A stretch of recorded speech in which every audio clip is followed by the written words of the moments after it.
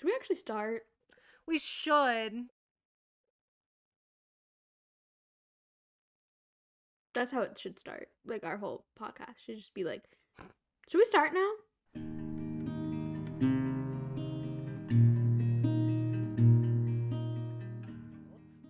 Look, I don't want to be a half-blood. If you're reading this because you think you might be one, my advice is to close this book right now. Believe whatever lie your mom or dad told you about your birth and try to lead a normal life. Being a half-blood is dangerous. It's scary. Most of the time, it gets you killed in painful, nasty ways. If you're a normal kid reading this because you think it's fiction, great. Read on. I envy your ability to believe none of this actually happened. But if you recognize yourself in these pages, if you feel something stirring inside, stop reading immediately. You might be one of us. And once you know that, it's only a matter of time before they sense it too. Okay. And they'll come for you. Jesus. Don't say I didn't warn you. Well, hello, readers. Welcome to the Duality of Readers, our book discussion podcast. In case you missed our trailer, my name is Delaney, and I'm your resident hardback lover and enjoyer of literary analysis. And hi, I'm Sophia, an audiobook lover who will read anything you hand to me. And in case you didn't figure it out by that lovely intro, we are reading Percy Jackson for this week, the entire first series. All 5 books. All 5. It was a lot of reading, even for middle school level. Do your summary, girl.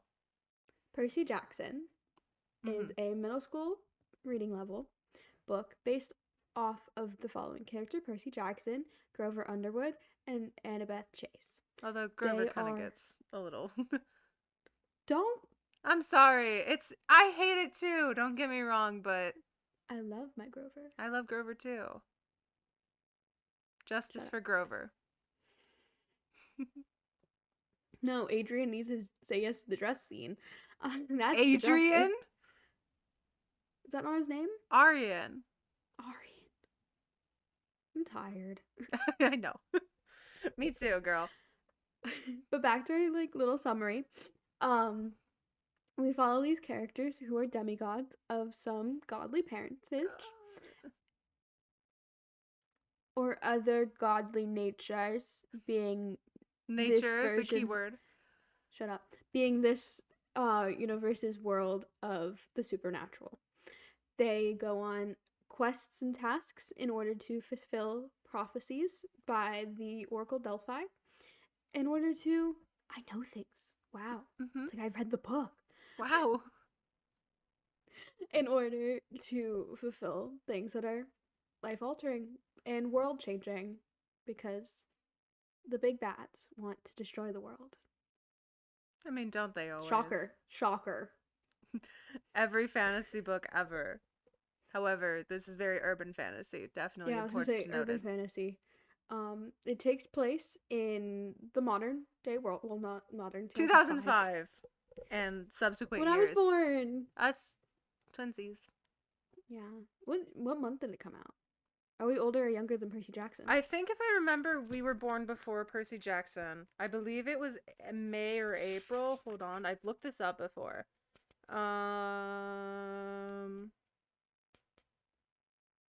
The hardback was released in June of 2005, and then paperback was 6 months older.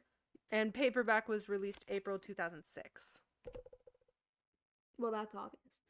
Percy starts as a 12-year-old boy in a school for kids with issues. Nowadays, we'd say neurodivergencies or behavioral issues, special needs. I've been at one of those schools. It's fine. I can say whatever I want. Okay. It follows a hero's journey throughout the plot, both in the individual books and the overarching 5-book span series. We get to follow Percy as he learns to become a young adult and what that means being a half-blood, a demigod to a unknown father, because Sally Jackson is the best. We love Sally Jackson in this household. If you don't love Sally Jackson, you can leave. I'm sorry. Bye. Have a nice trip. Hope you enjoyed the podcast so far. Stop now. Yeah. Turn away. End of the episode. Out. I am okay. So I originally refused to read this book series in 5th grade because my friend was reading it. And mind you, at that point, I didn't have audiobooks because I didn't really start reading until 7th grade. Mm-hmm. And so at that point in time, I was like, I cannot read. And my intake of books was my parents reading me bedtime stories, but we went to chapter books.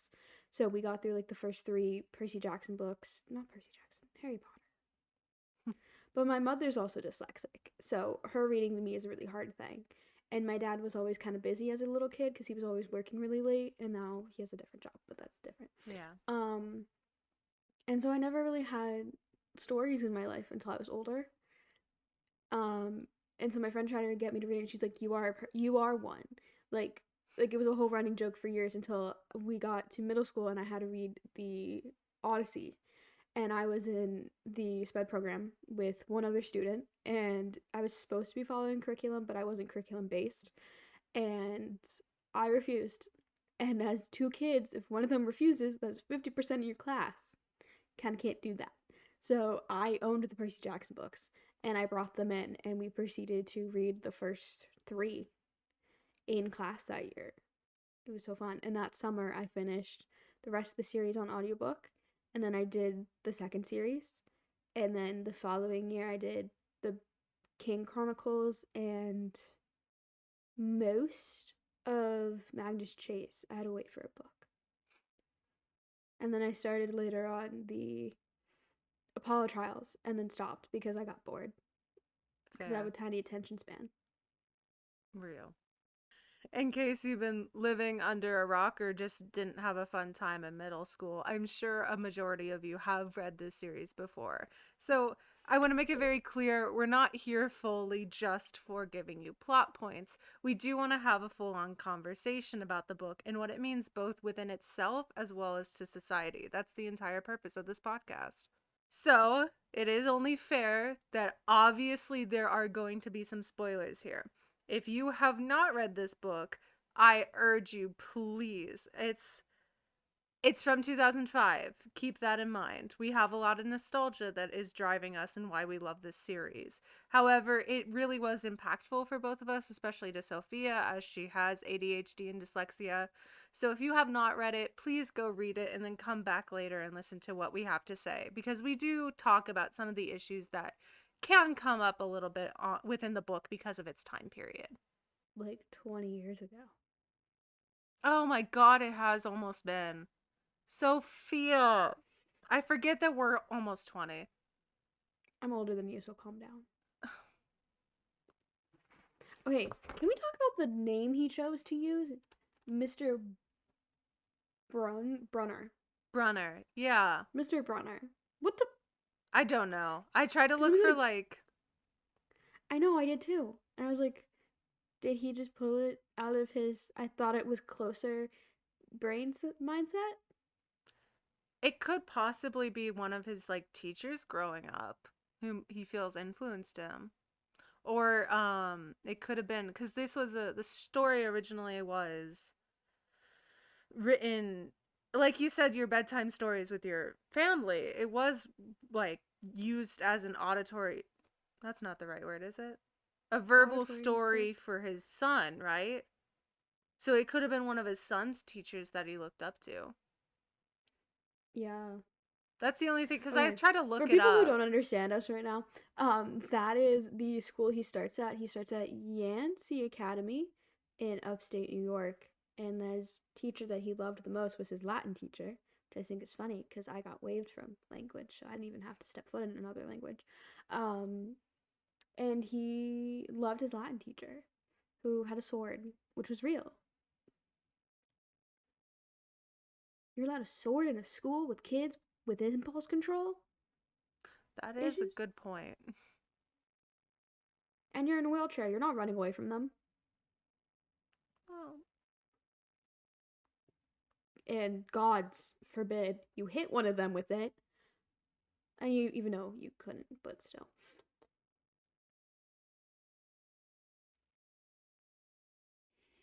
Have you seen the interview? This Oh, is it one's the one with random. where, like, what are you using your money for? I bought a Porsche. I forget what Leia bought. And then, I bought katanas. Like, No, old interview, old movie. oh, old, oh Um, God. I love this one. It's so random. Do you guys like blue food? It's I don't know what that is related to Percy Jackson, but I do love blue foods. Blueberries, blue raspberry, blue frosting, and I'm over here like nobody read these books. No. To be fair, the movie was pretty much not the books. It was completely, I mean, it wasn't, it was like take the skeleton and completely different muscular system. A very much more mature muscular system. I don't like that. I loved the younger age, like target age for the show, because it matched Percy. Mm-hmm. And as Percy matures, we get from kid, like, because it's middle school, and Percy Jackson is considered kid. The first series is considered kids. Second series is YA. So we get that Maturity, maturity that evolution. comes from growing up because he ends at 16, and we get he's 16 at the end of it. I haven't finished the second series. No, the first season for Oh yeah, yeah, yeah, there's yeah, the seasons first now one. Sorry, the first one, because yes. the prophecy is at his when he was 16. Yeah. Okay, The we're gonna day talk he for a turned second that Sally only met Poseidon for one summer. Mhm. She says, but he was born in August. Explain, because I mean she would have to get pregnant in September, October, November. Maybe it was a late summer. I don't It's New York. be a new man. Sorry. Um So I like I don't don't know. Even if he was like a month or this is two the early, same that's man who thought that the confusing. Mississippi was right underneath the St. Louis Arch. Maybe let's not I'm look too questioning much into his decisions. my favorite is slight spoiler for Lost Hero, but the Greeks, the Roman Athena is a maiden, Minerva. and yeah, I was keeping it Greek though. She she's a maiden, so like they all look at Annabeth like disgusted, but they're like, I'm not even gonna explain to you how I was born. She was a thought. Mhm. Yeah. Sorry. I'm great at this. Yeah. I'm really smart. hmm Well, one of the Okay, nope, okay. the show, The show, yes. the show, the show. The show. We get the dreams, but I was counting. There's only 3 dreams in the first book. There's technically more. No, there's at least 4 because there's the 2 fights where it's the horse and the eagle fighting and then the 2 like Greek men fighting, I think is what they're supposed to be. And then there's one where Kronos talks to Percy. And then there's another where I think personally, No, because some of those are together. Because he gets a dream and then Chronos. well, no, but I know for a certain there were 4 because there's the first one where Kronos contacts him, and then there's the second one where he interrupts Luke and Kronos talking. Which theory here that Kronos summoned him by saying his name. And the reason I have that theory is because of a TikTok where it was like this stupid scenario of like Nico convincing campers that Percy was a god. So they offered him food and then he started tasting them. Because the first nightmare is chapter 9. Second one is chapter 13. And then he gets the third dream at chapter 16 of at the Lotus Hotel. Like that right before the Lotus Cell Tale. And I didn't count one after that. Because I love how they used the dreams in the show to like push the narrative. But he doesn't get his first dream until after he's at Camp Half Blood. Because it doesn't happen until chapter 9. No, I know that's not right. Unless I missed something in like the first chapter, but I don't think I did. I think you did miss an early one. I love how we're literally like taking all this time just to. Because he gets to Half Blood in like chapter 4, 5. Uh-huh. You're right, I'm pretty sure that it doesn't start until he gets there. But I think it is. Because he has like quote unquote bad dreams, but he doesn't have like foresightful dreams. I'm having trouble finding it. But like I'd almost fight you on that. I'm almost certain that there are 4 minimum. I know. I was so surprised at how few there were. Because like it does, like it comes up later, but it's not as like. Because it definitely comes up in the 5th book. Because he dreams A lot. a lot. Can we skip to the 5th book for a second? Yeah. So, a big point throughout the series is each character's fatal flaw and how that works with how they need to evolve as a character. And I think they all kind of do, but I love Percy's like he's so loyal and so trusting. And he picks his like Achilles heel to be the small of his back. So he literally needs to be backstabbed. Yes. And oh, what's Luke's sword's called Backbiter, right? Yep. So the person who backstabbed him the most sincerely. He he loved Luke. Cause like I know it's sped up in the show and the movie, but he spends a full week at Camp Half Blood before he leaves, and his only friend is Luke. Yep. Cause like Annabeth wouldn't talk to him unless she was more like a being mean. mentor. Not And even, that and was she wanted like put herself in to be the person who went on the quest. She like She wanted to deified prove herself. him. Kind of before everybody knew that he was son of Poseidon, she deified him because she was trying to insert herself within his life to get involved in that quest, and then later became friends with him. Because I love that addition in the show where it's like she had to pick her, and he thought she was gonna betray him. We learn later that's not true, but like that part of the prophecy is just. Speaking of the so first good. book's prophecy, another kind of theory / thing that I noticed while reading back is very specifically the last line of the prophecy, where it's like, you shall fail to save what matters most in the end. My like kind of loose theory about that is I'm reading back, because whenever you finish the first book, it's obviously implied and told directly to you by Percy that what he ended up failing to save was his mother. But in the end, he didn't fail to save her because she was returned. So my theory is that line of the prophecy was referring to the end of the book where Percy failed to save Luke in the end. Because even though he did kind of like come back to his senses and realize that the way that he was doing things maybe wasn't the best, even if he had relatively understandable motives, he still was not doing things in a way that was really productive, even though he came to realize that. I want to say this, the prophecy. You shall go west and face the god who has turned. Aries. Which is, he doesn't get punished. He doesn't. I feel like that was so overlooked. Yeah, I never understood that. Turned. Like, he gets like a slap on the wrist, essentially. Especially because Rick hates him, apparently. Because within his mythos, Ares like loves his children, especially loves his female children, and then within the books, he's just kind of like an asshole, basically.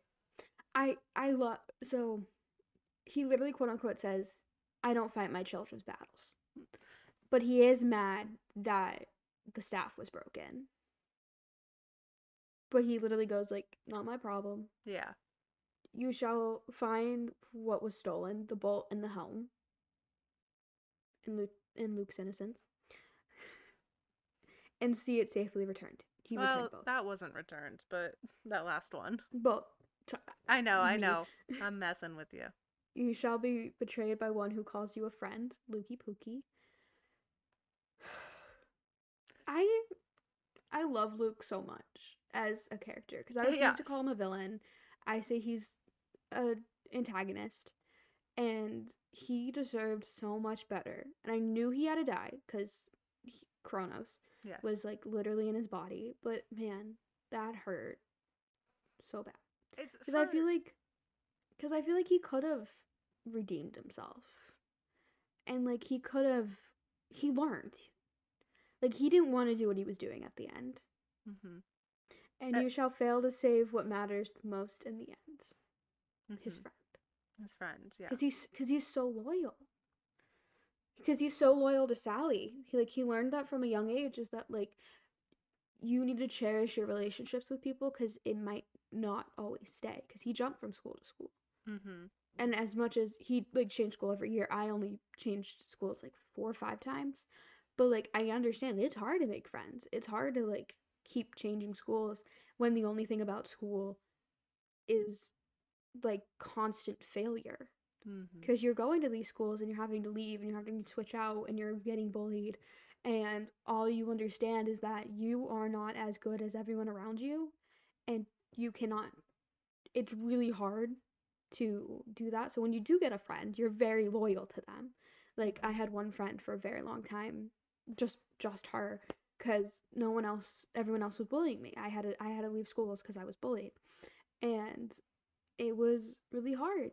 But then you get a friend like Grover or Tyson, and you become really loyal, and you try to help them. And then when you have a friend like Luke, who's a little older than you, and you see them as like who you want to be one day, and they turn on you, that is devastating.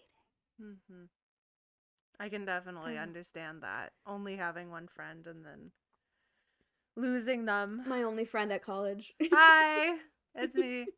Also, my only friend at I have other friends. You literally get stuck with me until like 3 a.m. Yeah. Because I won't leave your dorm. Yes. But I also understand the whole having a friend and then them doing something that's in one way or another betrayal and how devastating that is. But like, I was much older whenever I experienced that for my first time. Oh, it's my only time so far. Hopefully. No, I'm planning on backstabbing you this entire time. I'm doing all this just to like air out your dirty laundry, apparently. Yeah, exactly. I would expect nothing less from you. Obviously. But having that maturity and the difference between how I reacted and came to understand, because while I'm reading Percy's point of view of Luke, even knowing what happens in the future, I'm like, there's so many clues to what he's going to end up doing, because it's all the bitterness that he has, how he avoids talking about his father, how he dogs on all of the gods. Like, it's just red flags everywhere, guys. They're everywhere. They're being flown very high right now. And then in the end, still being betrayed, and Percy not seeing it, but as a reader seeing it. Luke is such a fascinating character because he's so dynamic. That's the word I'm looking for. He's so dynamic in a way that's not very common in children's media, even young adult, but especially whenever it's made for those younger 12 aged kids. It's just such a complicated character. Although he does get more complicated as the series goes on, he's still pretty complicated from the get-go. Because even with other popular like children's media, you usually get like good side, bad side, or like good and evil is usually pretty black and white, and you usually it's usually like a YA or like adult book that takes that a little bit further. But I think Luke's characterization is very gray, and you see how he was manipulated. Like, Percy is faced with the same challenges and learns how to go through them a different way because he was raised by an amazing human being, Sally Jackson, and learned early on how to handle and how to cope. Mhm. Luke did not. He was left alone for years with Dahlia. Can you please tell me how to say that? I said Talia, but I've been told Talia? that's not correct. The audiobook version I had said Thalia when I first learned how to say it, and I'm blanking so hard what they say in the show. Uh, no, they do. I think it is also Thalia because I thought we had a conversation about it. We did, but I'm blanking on it. I think it's Thalia, Thalia? maybe. Okay. Because, like, he was alone for so long with just her in the woods fighting monsters for years. Hmm. And I love Mrs. Costello, but she was wronged. Yeah. And, like, we get to see that again with Rachel, but it was Rachel's choice. Yeah. She wanted it. Mrs. Costello was kind of forced into it and Yeah. didn't have, because she had a relationship. Rachel had a relationship with the other half bloods. She knew what it was. She wasn't just like, hey, I'm a god, I'm gonna have a kid with you, barely pay attention to you, and then go, hey, you have like cool abilities that we kind of like don't have because we did something bad and lost our ability to have an oracle. So now we're gonna make you do it. And then left her insane. Like, honestly, what else would Luke do? That happens, like, your father betrays your mother, is one thing. Your father betrays your mother because of his own greed in that way. Hmm. Man, I could talk about Luke forever. I love True. him so much. I It's. feel like if he was given different opportunities, just like Percy, if he was given different opportunities, because even Percy grew up with a not great father figure. He had to actively like code switch in those situations so he could get through it, because while the show and I'd honestly say the movie don't once again love Sally, but it takes Percy forever to realize how bad that situation was, and Sally put herself in it to protect him. With Gabe. Yeah. Especially him And realizing at the end of the first book that Gabe was hitting her, abusing her physically. I forgot about that somehow. me too. That because he's just in the first book and it's something right at the end, and it's like, whoa. The Mhm. amount of stuff that she did for her son, knowing that she couldn't be part of his world, or at least thinking that she couldn't be part of his world, even though he tries very hard to be part of it. We love She just Sally wants in to this hold on to her house. son Hmm. for as long as she could. And then once she couldn't, she was so ready to sacrifice herself for him to get to camp. Like, she would have died if Hades didn't pull her. Speaking of Hades, into my segue, justice for this Hades rep. Like, I understand. I hope. I feel like they kind of did it a little. They made it a little bit better in the TV adaptation.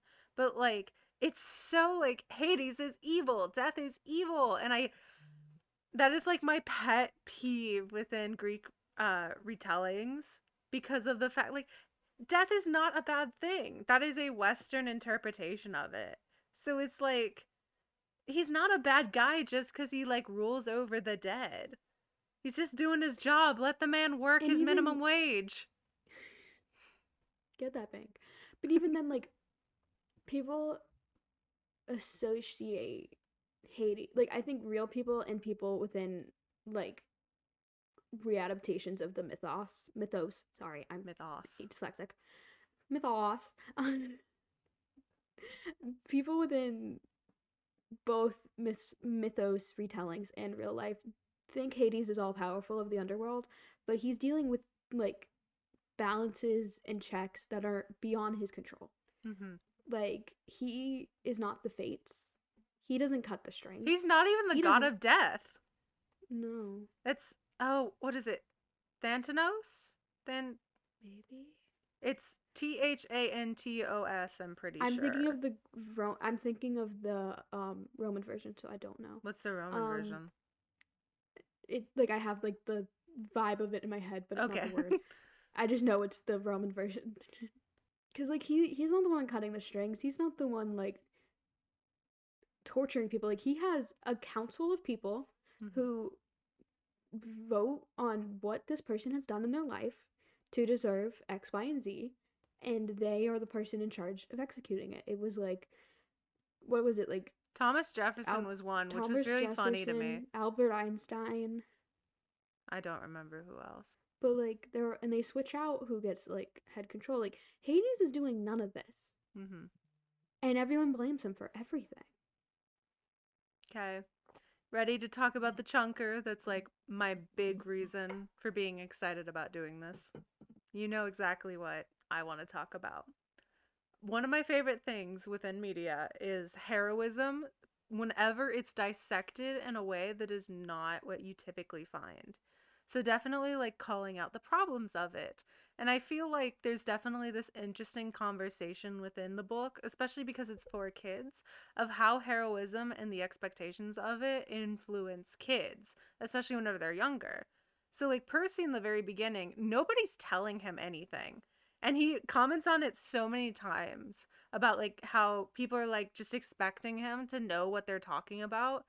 We literally They're looked like, up the did your mom pronunciation not prepare earlier. you for this? But I'm like looking at other people's mothers, and I'm like, that they probably barely knew what this was going on. Mhm. Cause like I think Luke said it, Grover said it, um, Kieran said it.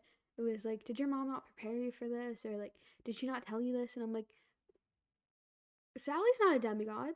Mhm. Sally's doing the best she possibly can for this person, but like, it's your job to train and teach him, and you're sending him off after a Real. week of training. Like I understand deadlines and stuff, but like it's not the kid's responsibility to fix the gods, but yet that is the position they are put in. Mhm. And to be the hero he needs to be, quote unquote, like stereotypical hero, and I love constructing this. Um he needs to take on a role that is very adult, and he's 12. Mhm. 12. 12.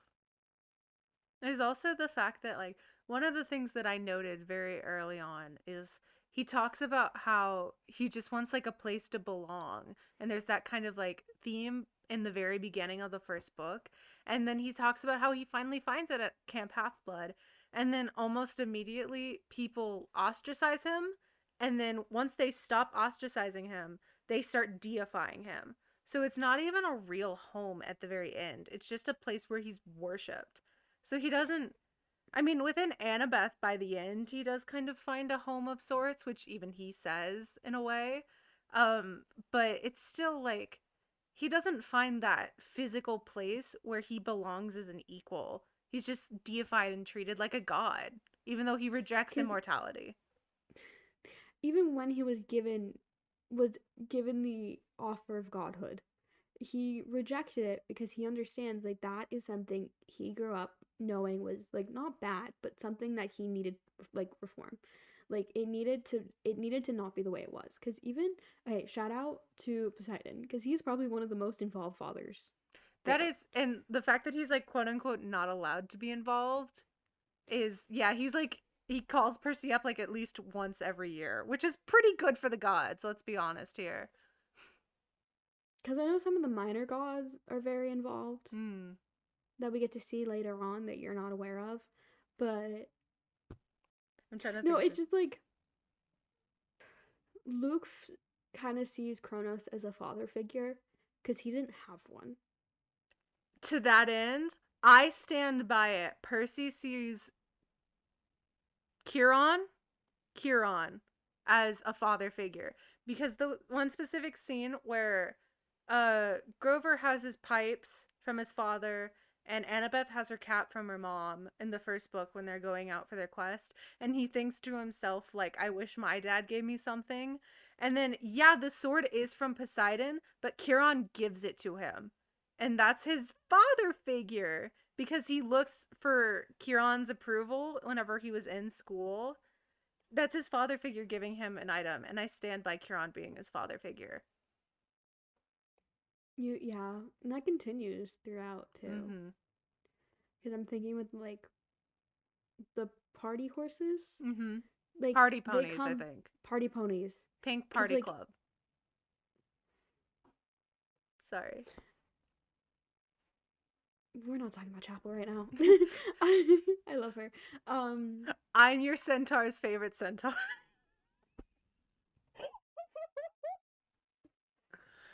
Oh, but the party ponies or party horses, they are not very organized, but no. Kieran gets them where Percy needs them when he needs them.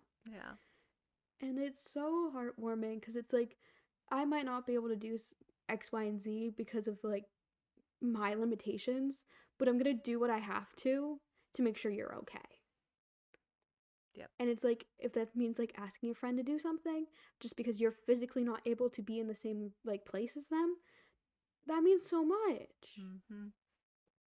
Like I don't know, I'm thinking about like I just texted one of my like family friends and was like, "Hey, I have like a friend you've never met in the city that you're in, and I gave them your number just in case like something happens." I like hope like being like that, and they're Yeah. like let me know if they need anything, like a Target run, a home cooked meal, and like just that extension of like the offer that he gives to Percy. It means a lot. You don't really get to see that outside of that relationship. Mm-hmm. I'm your centaur's favorite centaur. That's a good I one. need that on a t-shirt. Amen! Can I have a side tangent for a sec? Yeah, go for it. Floor's yours. Bestie Orpheus. Bestie Orpheus! Bestie Orpheus makes it out of the underworld that, once again, Haiti doesn't control if you can leave or not. He gave an opportunity because he had small amount of power about it. I could go on for days. Mm-hmm. Houdini being a demigod. Houdini? I mean, like, it makes sense. I love the random quips of who's a demigod and who isn't. Like, just historical or popular figures. Is it ever said like, who Houdini's godly parent is? I was under the impression it was Hermes. That makes sense. Trickery, that does make sense. I It could could see be lying Hecate, too. though. But I don't think they would be, like, I don't think other gods would be bringing it up if it was a minor god. You do have a point. You really do have a point. Ooh, I never thought about it like that. Because I just think about Ethan Nakamura. Is that how you say his last name? Sometimes I forget that he was forgotten. Like, I know he's the god of... It was Nemesis, right? Mm-hmm. But sometimes I just forget that nobody knew about him. Yeah. Percy, pay your goddamn child support, Jackson. Amen, brother. Sorry, God stand. God stamped. That's, okay. When Percy was getting explained that the gods are real, he's like, God is real? And Kieran is like, so I'm finding in my notes. You dated God? Like Jesus? That was a good line. I love Walker. He is the perfect Percy Jackson. Walker is great with the sarcasm, but like I want to make sure nobody ever forgets like the other cast members, because Arians, boys, I'm actually 24. That delivery. Isn't he 28? Isn't he 28? He says 24 in the show. It's 28 in the book. The end? No. Chapter 6, Grover, 28. Okay. It goes, God, that's a different matter altogether. We The can't metaphysical. deal with the metaphysical. I have that also underlined because I thought it was hilarious. It's like, how did we get into like Psychology of theology Well, here. it's all about belief It is. in this. It's all about like what okay, you're gonna like Elf and how like his sleigh wasn't running because people weren't believing in him, Mm-hmm. and like believing in Santa Claus, and everyone started singing and it like filled the sleigh. I'm like that's kind of like how the gods work. They like go off belief, and while like yeah, we don't actively believe in the mythos, like in the pantheon, we're still taught it in schools. At least I was, Mm-hmm. and like so much of modern media is based around tropes we see in mythos and like Retelling of myths. retelling of myths and like sorry I'm like blanking on how to say it but like the eagle being Zeus's symbol and that being like America's like one of the biggest powers in the world is America and America and the American symbol being the eagle, Mm-hmm. Zeus's symbol, and like knowledge being an owl and that being Athena's symbol, And we and talked about this George Washington before. being a son of Athena. Architecture. Uh, Architecture, yes, we were talking about this, uh-huh. and like how much of it is based off of Renaissance, which was They're all sorry, classical we're art antiquities. Yeah. majors. Yeah, classical um, antiquity. Throw out that buzzword right there. so like so much of the Renaissance was like bring back Greek and Roman culture and designs, Mm-hmm. and we're currently in a like revival of the Renaissance. So we're like using like the vibes of the Renaissance, which are vibes of Roman and Greek heydays. I mean, the amount of Greek retellings that are being released in book form, some of them are great, some of them are questionable, but a lot of them are genuinely really good and they have that new twist on them. So it's belief is a very powerful thing. Like me Mm-hmm. personally, and I feel like even from an objective standpoint, whenever you look at it academically, theology is only as powerful as its belief. No matter what you Mm-hmm. personally believe in, a religion is not going to be powerful within society unless a lot of people believe in that. That's kind of Mm-hmm. what we saw with the dying of the Greek religion of mythology into what is now our modern day mythology with the rise of Christianity. Again, art history major or minor Well, I'm technically. even thinking of like how like within the Roman Empire the switch to Catholicism, like it's because your monarch was like, this is what I believe in, and Mm-hmm. you want, and your monarchs in that time were deified, and so like if your essential like deity believes in something, you're gonna believe in it so much because you have so much faith in that ruler. That's the kind of funny thing though. While I feel like that is the common kind of like consensus of how religion spreads, Christianity originally was for the poor. It Yeah, originally went towards the humble person, and then it grew so much power because all the poor people were worshiping it or following Christianity that eventually the people in the upper class were like, okay, let's follow that so we can amass this power to use. Again, and like I literally wrote an essay on this, funnily enough. the historical usage of pagan holidays in order to further the belief in Christianity. Hmm. Like that's Theology like is you get all to about belief and controlling that belief. So it's fascinating how I love how Rick, Bestie Rick, Uncle Rick. I have Uncle a real Rick. Uncle Rick, so my poor mother, whenever I refer to Rick Riordan as Uncle Rick, she goes, Who? "No." And I go, "Yeah," as in Riordan. I still don't know how to pronounce it right. Yeah. Um so um like you just get like how much like even though like he didn't start out as like an author or like a literary person who wanted to go out and be like, I want a book. This started as like a bedtime story. So Hmm. the amount of like forethought. You're flying. My flies are back. Before recording, I was like vibing with that fly. Um, There's like 60 of them. I hate living in the country. It sucks. wow, what's that like? No, but like the amount of forethought of how this world is established with like the essential magic system is that everything runs off of belief.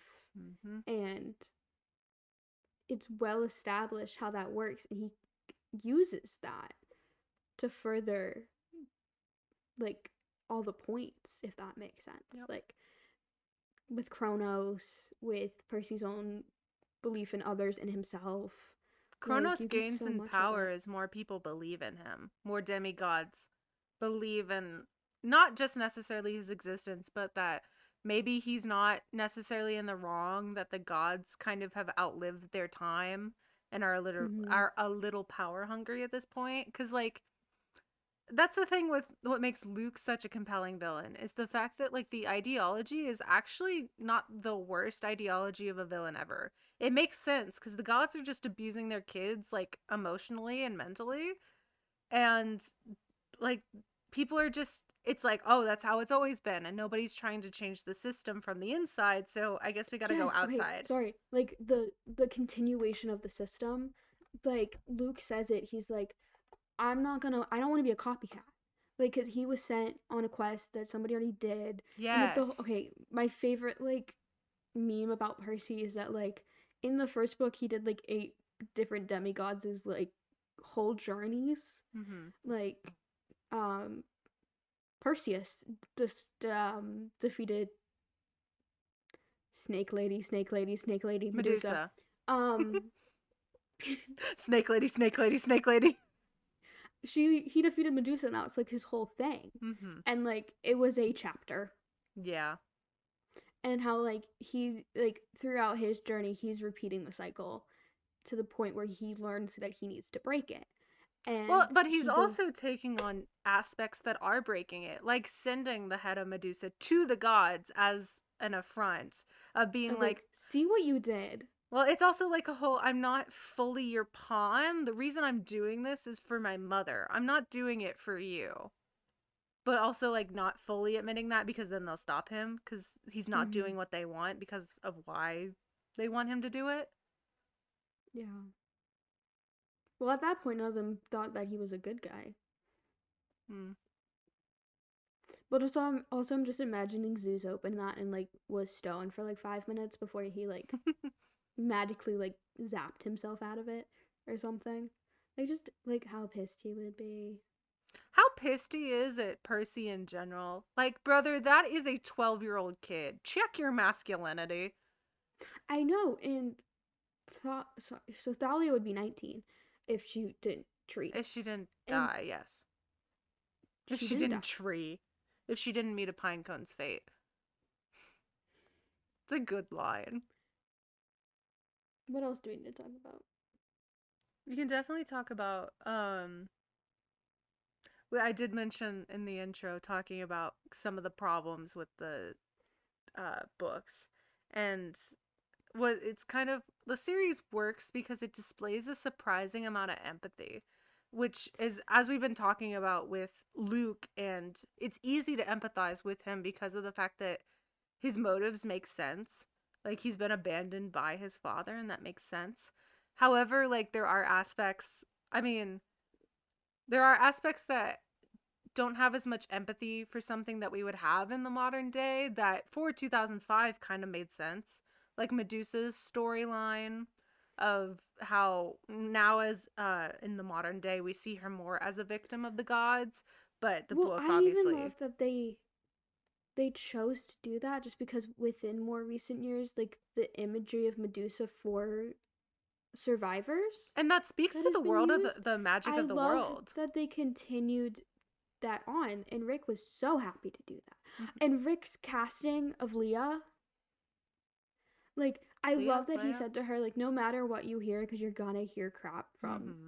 the internet, I chose you and you are my Annabeth. Mm-hmm. Because That Annabeth's character is not her being blonde, it's her being like I assumed do to be wish one thing while they gave actually her the like other. gray eyes though, because that's the one thing I really loved about um the show is that like you kind of got like similar sibling vibes from everybody. Mm-hmm. So like the like facial structure, like the chin and jawbone structure of the Aries kids matched like Aries because like not Zeus, Percy was able to like know who he was just Yeah, by it's like, he that. looks familiar. Oh, wait, it's Ares. Like, because it looks like So Clarice. that's like the one thing I'm kind of sad they didn't do. Like, okay, I hate this, but like how Ariel still has her red hair, Mm-hmm.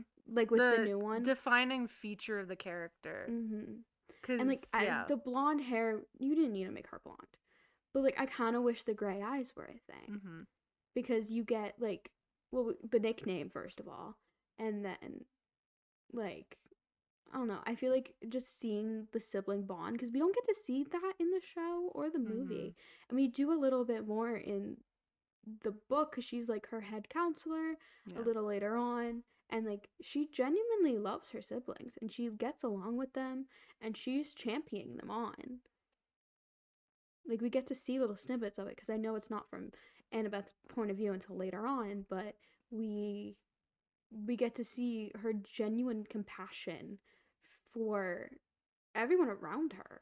And And how it reflects back onto her. Like the mm-hmm. shroud that they made at the end of the first quest, how it was so detailed. And even if it was meant to be, what did Percy say? It was like, you would have looked great buried in that. Like, calm down, dude. Holy crap. I know. I'm keeping a tally of burial shrouds. I'm like, how many times did they think they died? The But also labyrinth that one? goes back to Luke's point. It's like they make a burial shroud every time ever someone goes on a crest because no one's looking out for them, even their deified parent. Yeah. Like, I don't know. It makes me mad. Yeah. That's it. I mean, it makes it more understandable why Luke did what he did whenever we can understand where he comes from. But the thing is, I was so mad as a kid, Yeah. just like Percy was. He was so betrayed as a Mm-hmm. kid, and then when he got a little older towards the prophecy, he was like, I understand. Mm-hmm. And when he was given the choice of immortality, he didn't think of himself. He thought of his siblings or cousins. Yeah. Everyone's related. We don't think of the family Mm-hmm. tree. But that's kind of to the point. He still understood, like, he didn't understand fully, obviously. As he matured, he understood better. But he still understood pretty early on Luke's bitterness. He understood why he was upset. He just and couldn't even Luke said necessarily. that to him. Hmm. And he was like, yeah, I agree. That makes sense. But he couldn't go as far as Luke did. Yeah. He wasn't there yet. And he got there towards the end, but he already understood his values and his morals. And he fought for what was right. And he fought the gods on Hmm. his own terms without going down a dark path. Yeah. He fought them from the inside, from instead of the outside, like Luke did. On that note, though, kind of, one of the things that pisses me off is Zeus, first off. Great Zuzu. characterization. If Zeus is ever characterized positively, immediate, like, downvote. Like, we're not doing that. But within the story, specifically, what pisses me off is the fact that Zeus is the one to try and kill everyone's kids and says that they aren't allowed to have hands-on, like experiences with them, aren't allowed to, like, try and save them, even though obviously Hades did, but then he killed their Maria because of it. But, like, Poseidon follows that, and Zeus tries to kill Percy, but whenever Thalia was, like, dying, Zeus intervened and saved her. Like, he had to know that he was saving her by turning her into the tree. He had to know that the golden fleece could bring her back. Is it statistically likely? No. But, like, belief in what Thalia represented of the hero is what protected all of them. Belief in protection is what caused the barrier to exist. And so, like, with her spirit that had to keep her alive, Zeus had to know that would keep her alive because it's what's keeping him alive. So he had a very hands-on with her, like, being able to live. And he gets away with it because he's the king of the gods. It's so annoying, but, like, it works perfectly for his characterization. I okay. I haven't read the newer ones that came out. Chronologically. I'm still on Trails of Apollo. I'm still Um. Heroes of Olympus halfway through, so I hit cliffhanger and I said So no. I cliffhanged myself. Hold on. Hold on, that sounds wrong. Oh god. I'm just thinking about where I know you left off. Um, All I right. it just so I'm pretty sure Zeus is the fifth age. Yes. I feel like I would love to see Rick right in the sixth age. That would be. Like of like not like taking out the gods, but like reforming what happens. Because they were already splitting. Wait, I don't want to go there because I don't want to talk about the Romans yet. Um, no spoilers for the Romans. I don't know what you're talking about. They don't exist. It's just Greek gods. Um, What do you mean? It's not like we've kind of alluded to it for a lot of the series. but like we already see them like struggle in their own ways because we get to see different gods throughout the time and being like trying to figure out what's going on with their kids and we're gifting them something, but I feel like it needs to be more loud. But also I think the gods need more structure on human interaction. Mm-hmm. Cuz it's not they're losing so many kids at 12 Yeah. just because they can't talk to them or like Tartarus or whatever and it's just like it's not good and it needs to stop. But even that difference, I won't say what the Romans do, again, for posterity and purity of the conversation, but like what the Greek gods do is just set up this little training camp that like is just a summer meant to only be a summer thing, and like there's no like long-term plan there. It's made for the short term because they don't expect them to live, because they don't offer them the chance to live longer. It's very it's psychologically, almost, it's a very interesting conversation to have, because it's like, of course they're not going to live, of course you're not going to build something to make them live longer because you keep sending them on quests at 12. You're literally like, here, you just got to camp a week ago, yeah, go on this quest to the underworld, where like only what, 3 people apparently according to canon have survived. Other people have tried and have gotten stuck. Yeah. I once again I love the addition of modern day characterization into who is a demigod and who's not. Mm-hmm.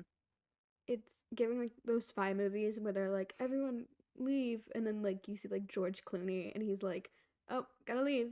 And he's like, "What?" It I'm adds thinking a of lot one more. very specific show that did that. It adds a lot more validity to the world, for sure, because it makes it believable, because the entire story's like, while you know it's fiction, the entire point of it, to make you invested, is to make it feel believable, because it's tackling some very real commentary about society. In a way that's like palatable. Yes, because it's targeting the future generation. It's trying to raise a generation of kids that are better. Unfortunately, that generation of kids have kind of grown up a little bit to lack some media literacy, so they don't understand that what they read at the The time was, literacy period. well, I'm not going there. I'm just I going, am because I can't okay, read. well, yeah. I meant more in the looking at the subtext kind of connotation, but fair Yeah. game. I get to make funny jokes. Hmm. Yeah. But we're definitely seeing in the modern day how people are having issues kind of reading the higher themes of books and movies and TV, and are only looking at the superficial and taking that Like kind the of out of surface level context in a stuff. way. Hmm? The surface level stuff. Yes. Like okay, we will be talking about the Hunger Games later on, Woo! but like how how everybody looks at the very surface levelness of it, I just have and it how here. everyone and how people are like it's banned because like it's like yes it's kids going to die, but same as Percy Jackson, and this is in the kid section. Hmm. Um, and it's like people just don't look past what is presented to them. It's like if you had like those like dioramas that have like each section is like like another piece of like the puzzle, and you'll have like 50 of them, and it all makes like a puzzle. Like if you look at it from one angle, you can see everything, but Mm-hmm. if you look at it from the side, it's not going to make sense. Yeah. It's like everyone's looking at it and not looking into it. Yeah. It's a good analogy. Percy Jackson was a guinea pig for a period of time. He was. I want. I mean, wasn't he just a guinea pig in the gods' machinations, anyways?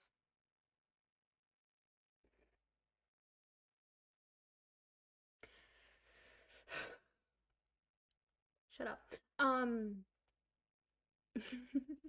I want Walker Scobell to be given a guinea pig for all of season 2 media.